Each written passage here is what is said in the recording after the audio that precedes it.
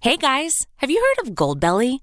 It's this amazing site where they ship the most iconic, famous foods from restaurants across the country, anywhere, nationwide. I've never found a more perfect gift than food. Goldbelly ships Chicago deep dish pizza, New York bagels, Maine lobster rolls, and even Ina Garden's famous cakes. So, if you're looking for a gift for the food lover in your life, head to goldbelly.com and get 20% off your first order with promo code GIFT. That's goldbelly.com, promo code GIFT. The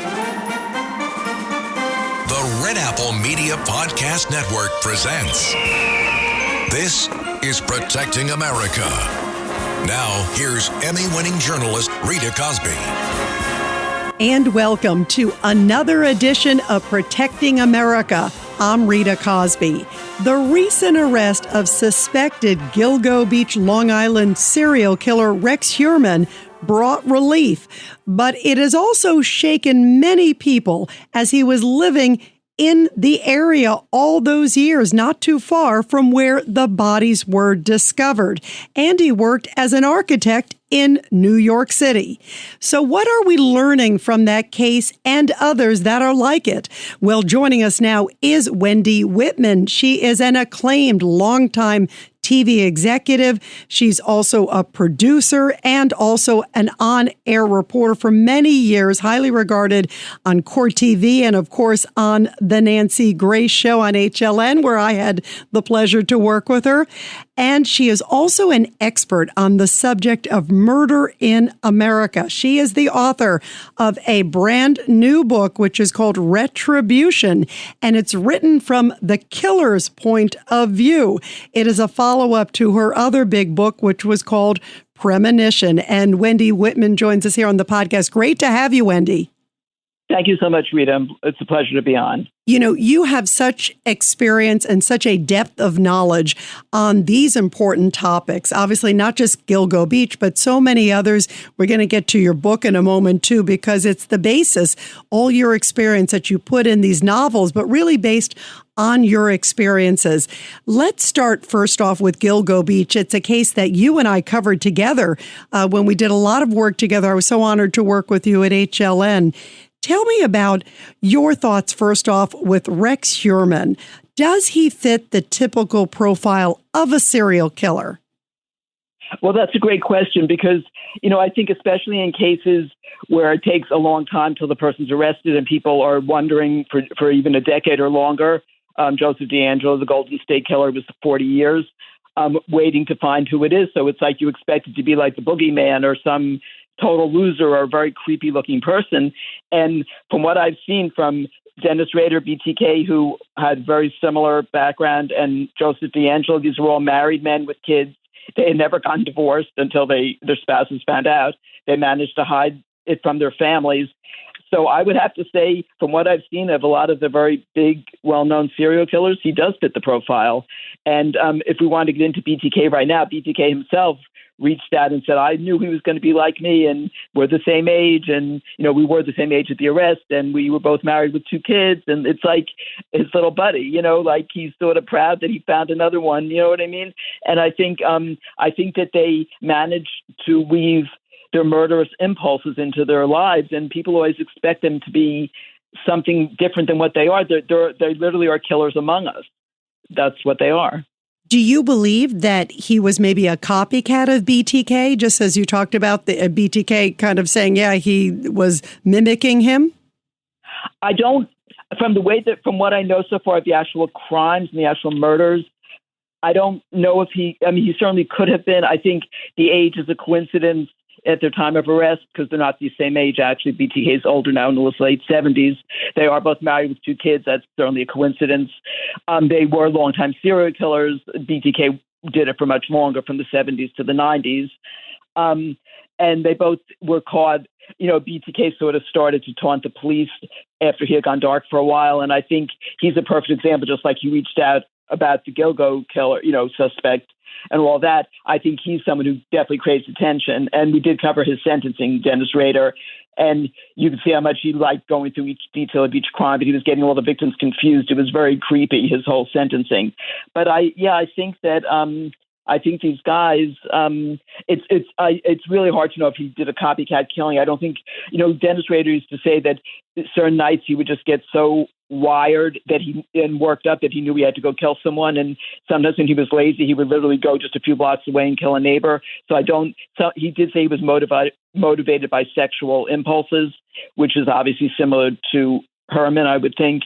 But again, it is very hard to know if it was a copycat killing or not. I think they just had a lot in common. It's really disturbing, Wendy, in this case of the Gilgo Beach, the suspect, Rex Heuermann. Police had just said recently that he was engaged in disturbing behavior when they were tailing him. We know that he met some of these women. I think it was through Craigslist. They were escorts. Right. It seems like how much does sort of the sexual desire go with the killings, whether it's Heuermann or some of these others?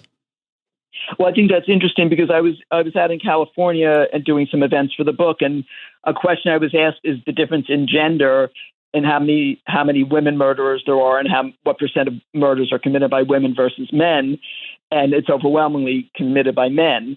And we were saying about the gender gap in that instance, and I think not that women don't have sexual impulses, but they don't. It's not quite the same in terms of violence and that kind of thing. So I think that it does seem to me that a lot of male serial killers, whether they commit rape or not, and obviously most of them do, like BTK did rape his victims and things like that, and Gary Ridgway, the Green River killer, went back after he killed them and raped them once they were dead. I mean, these are really sick guys. So I think from what I've seen, most male serial killers seem to be motivated by some kind of sexual impulse. Why is it? You just brought up the disparity, too, between the two. Are there some cases that you've covered in the past where it's sort of an anomaly, where they didn't sort of fit the mold that you remember? In terms of the gender, women versus men, or just men in general? Both in general. Yeah, in general. Well, I always say that when women do commit murders, and the only known serial killer to me, female serial killer, aside, I think there was one in Canada, but Eileen Mornos is obviously the best known one in the United States. I think that answering that question, that women killers tend to kill their children, sadly, or usually they're abused.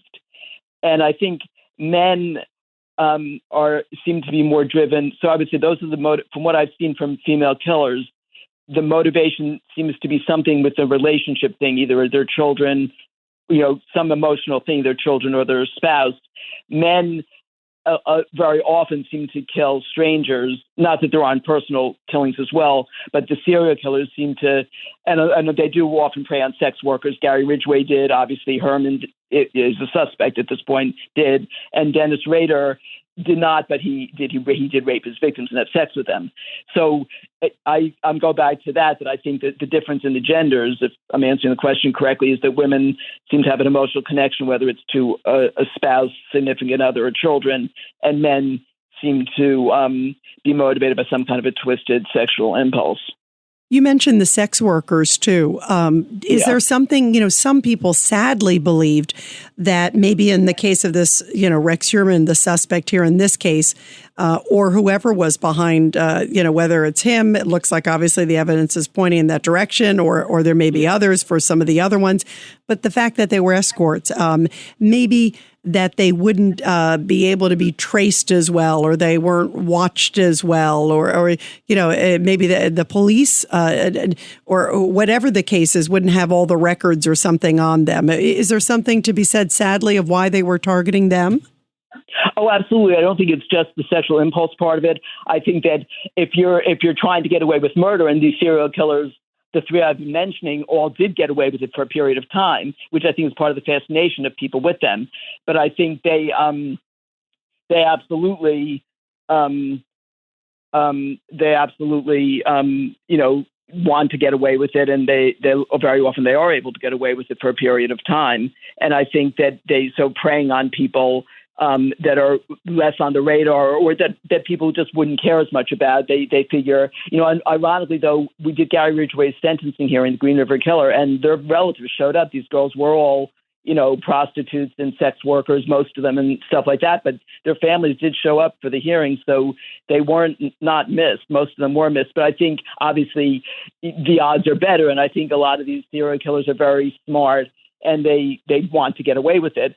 So I think they often do think if we pick on someone like this, no one's going to miss them, and it's much less likely that I'll get caught. And it does seem to work for a lot of them, for a period of time. Yeah, which is so sad, because obviously all those people have, brothers, sisters, parents. Right. And I'm happy to see that a number of them have been coming out in the Gilgo case and speaking out, and many of them were unwavering in trying to get justice. And bravo, by the way, also to the law enforcement that stayed with it in the Gilgo case, because it took a long time, but they said, okay, let's revisit it again. They obviously felt emotionally connected to it, which was really powerful.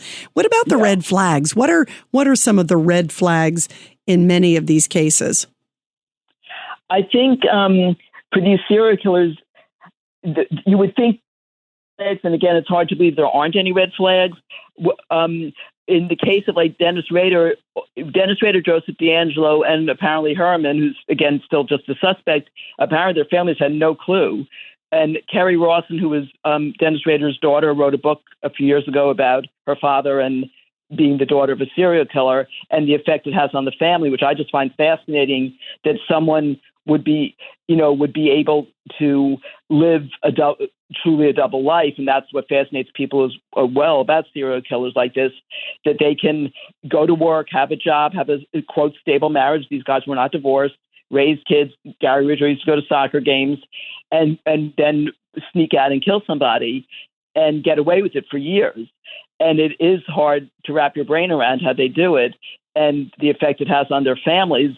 So the red flags, obviously, to the families, it weren't there because it doesn't really appear genuinely, because a lot of people, when BTK was arrested, they said, oh, that's impossible. His wife didn't know. How could she not have known? But it does appear she never knew that he was able to hide it from her. Now, he himself had a reputation of being like a grouchy kind of pain in the ass kind of guy. He was a compliance officer, and I don't think he was liked, but that's not really a red flag that would indicate he was a serial killer.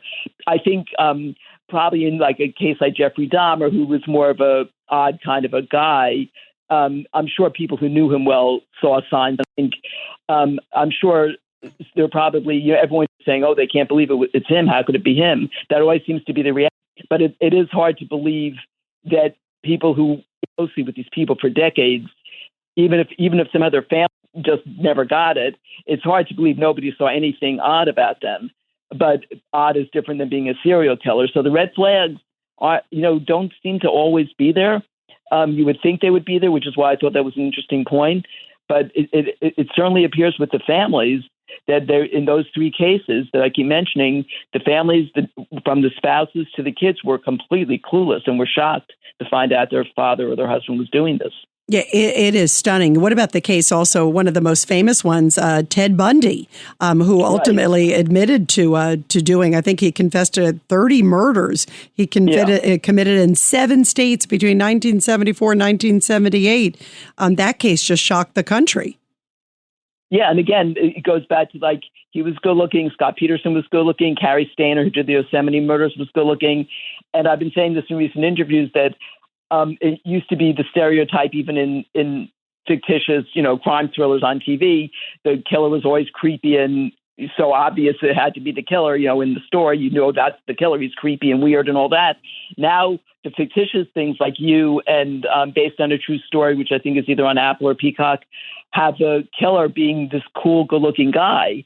So they're sort of catching up with reality because it's not that everyone is good-looking or everyone is not good-looking, but they're a surprising number. And I think people still have a superficial thing to them, and most people, for a very long period of time, never thought a killer could be good looking and charming and all that, but it's just the opposite. They use their looks and charm to get their victims. And I think Ted Bundy was the first to sort of break through that typical stereotype of the creepy killer. And then I think Scott Peterson came on board, and Carrie Stainer, which is a lesser known case, but was a terrible case. So it's anyone can be a killer, and a lot of them live totally normal. They appear to be living normal lives, but they're obviously not living normal lives. Yeah, absolutely. That sort of double life, that whole other sort of hidden life. Wendy Whitman, you just wrote a really powerful book. It just came out. It's called Retribution. And this is, of course, a sequel to Premonition, which was a huge hit. Tell us about how your background, and you have covered, as we've talked about, some of the biggest cases in American history in modern times related to killers, how you wove all that in your book, your sort of true crime experiences into a novel, but making them more real life. How did you use all that and put it into this latest one? Well, originally I was going to write, I thought I would write nonfiction, and then I thought it'd be a lot more fun to write fiction, but I still wanted to bring certain parts of my experience covering crime to light. So also I realized how I could do it through the protagonist. So she was loosely based on myself, and I did it through her thoughts in the first book, and then a lot through the killer's point of view in the second book. And it all worked very well for me, and I was able to bring in cases like Shannon Christian and Christopher Newsom, the couple that was killed, carjacked and killed in Knoxville, and the Wichita case of the Carr brothers, cases like that haunted me. There were really awful murders that never got the media attention I thought they deserved. So I was able, it dawned on me how I could weave that into the book, and also then it gives the books themselves a touch of realism, because I have a fictitious serial killer in my book that was inspired by real serial killers. So I find, because he reminisces in part of the book about like Dennis Rader and Danny Rolling, and these were like his heroes. So I thought that was like an interesting way to do it, like to have a fictitious serial killer being motivated by real serial killers. And I think it does give the book a touch of realism versus not mentioning any real cases. So I was very happy with the way that worked in both books, and I did it more from the killer's point of view in the second book. But it was a good technique for me. Yeah, because you go from the protagonist, Carrie is the character in the first book, and then here you get inside the mind of the killer. How tough was that for you, and how did that feel to do that? It was surprisingly not that tough, because I think if you've covered crime for this long, you do start to understand how these people think, what motivates them, how you can sort of predict what they're going to do and things like that. So it really wasn't hard, but I mentioned this in several interviews. There's a particular scene in the book where he kills this girl, and as I was writing it, they say if you write really strong characters, the character does sort of take over. And initially I thought, oh, that's so silly when people say that, but it happened, and I was writing that scene, and all of a sudden I understood exactly what he was going to do. It was weird. It was like coming from somewhere else, and it was creepy when I was writing it, but I knew what he was going to do, and it sort of took on a life of its own. So that was a very interesting experience for me, writing that one scene. And then a friend of mine said, well, it's sort of like acting. That's what actors do. They sort of become the character, and then they're sort of creeped out by what they're doing if they're playing a weird character or a killer or something like that. So that's how, when I was writing the book. But I do like bringing true stuff. So it's a great fit for true crime fans and for just crime thriller fans. Home means something different to everyone. But with Rocket Mortgage, home can mean even more. It can mean a college education, taming your high-interest debt, even a renovation. We've made it easier than ever to use your home equity. That home you worked so hard for, now it can work hard for you. Call 800-4ROCKET or visit rocket.com to find out more. Rocket Mortgage, LLC, licensed in all 50 states, and MLSConsumerAccess.org, number 3030. Your gut affects everything, even your mood. So Ollie created 2 brand new products to take care of your insides. Ollie Big 10 Probiotic has 10 strains of probiotics, their most ever, to support a healthy gut microbiome, immune system, and stress response. And Ollie Super Good Superfoods delivers 15 superfoods in tasty gummy form. Find them at ollie.com and exclusively at Walmart. Ollie! These statements have not been evaluated by the Food and Drug Administration. This product is not intended to diagnose, treat, cure, or prevent any disease. Now, did you stay up all night? I mean, could you go back to sleep after you got in the character? I've written books, and you get in the character. When you were writing this book, did you toss and turn afterwards to try to go to bed? It was there were certain I do better at night in terms of writing, so I used to write fairly late. I think Yeah, sometimes you sort of get stirred up because, especially, it's not so much the fictitious scenes I was writing, although that one was just creepy. It was more when I was writing about Dennis Rader or Gary Ridgway or Danny Rowling, that kept me up because those are real things. And I think I sort of wanted them in the book to wake people up and realize there is a touch of realism here. But those are the things that kept me up at night because those cases are so awful. It's hard to write about them and then just go to sleep. Absolutely. Why do you think certain cases make the headlines? You talked about some of the cases before that didn't get as much attention as they deserved. And obviously, every case like this should get attention, especially those that are not solved, so we can get attention to get them solved and try to bring some comfort to the families. Why do you think some make the headlines and some don't get enough? I always say, like with Scott Peterson, for every Lacey Peterson, there are unfortunately loads of women a year who get murdered by their boyfriends or husbands, and no one ever hears about them. I think sometimes it's a local reporter. I think a reporter in Modesto picked up the story, and she had the big smile and was pregnant, and he was good looking, and it had all these combination of factors why it blew up. So that's how I explain how certain cases actually blow up. Some cases. People, I think, consider them too controversial. It might depend on racial factors. It could depend on the local area, how people react to it. If it's a known person Dennis Rader was hardly a local hero. He was just a known kind of compliance thing, and nobody was sympathetic to him for sure. But there could be a case, I'm assuming, where, because we've proven that anyone could be a murderer, or it could be somebody maybe who was even respected in the community, and people would say, oh my God, how can we do this or whatever. So I think there are clear reasons why a case does blow up. And again, every case doesn't blow up. It's like Casey Anthony blew up. You can understand when you look at those cases why they blew up. Cases that get missed, it could just be the news cycle, or it could be that I think it often is just a controversial that like even the way we selected cases, if we thought it was too gruesome for TV or things like that. So I think there's a gruesome factor in terms of covering a trial the way we did, and a factor of a certain amount of controversy that sometimes media wants to stay away from. Yeah, no, you're right. And it's so interesting. Some of the cases that you and I even covered together, it was like wall to wall. You couldn't walk down the street without someone saying, hey, Rita, what did you think of the latest development? Or Wendy, what did you think of? Right. What can people learn from this new book, which, by the way, is getting rave reviews? Again, everybody, it's called Retribution. And it is a thriller and based on, as you heard, sort of real stories, but a novel, but a page turner with a twist.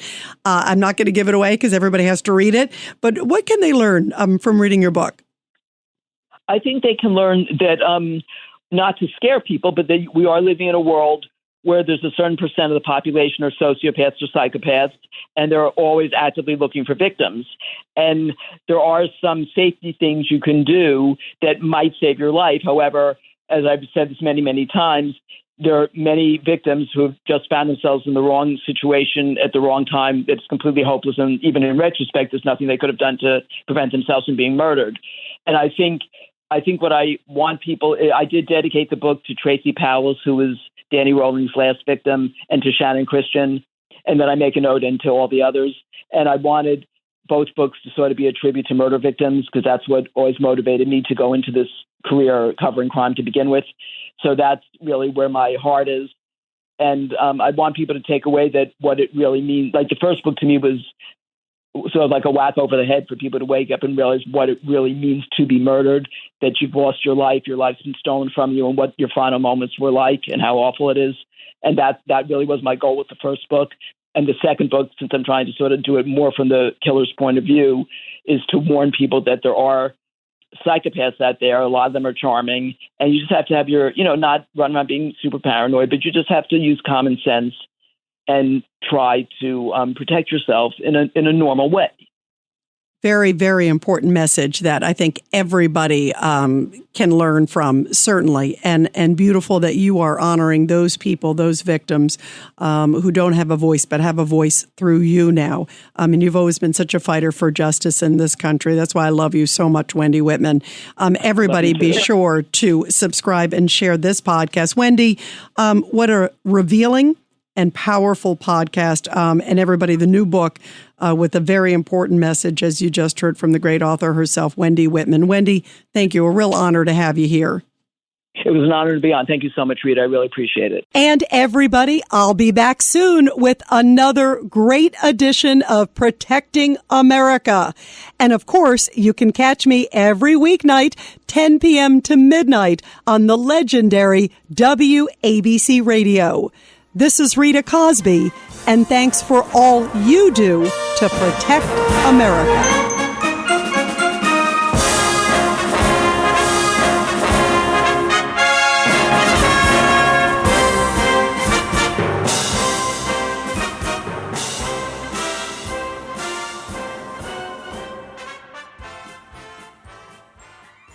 Hello, folks. Larry Kudlow here. Pay attention, because China is leading the largest anti-American alliance since World War II. One that's already dumped U.S. bonds, grabbed 43 million acres of our farmland, and is plotting to dethrone the dollar. That's why IRA and 401k savers are protecting their savings with gold. Please go to freegoldguide.com/Kudlow or just call 800-621-3908 for your free gold guide on how to protect your wealth with gold 100% tax-free.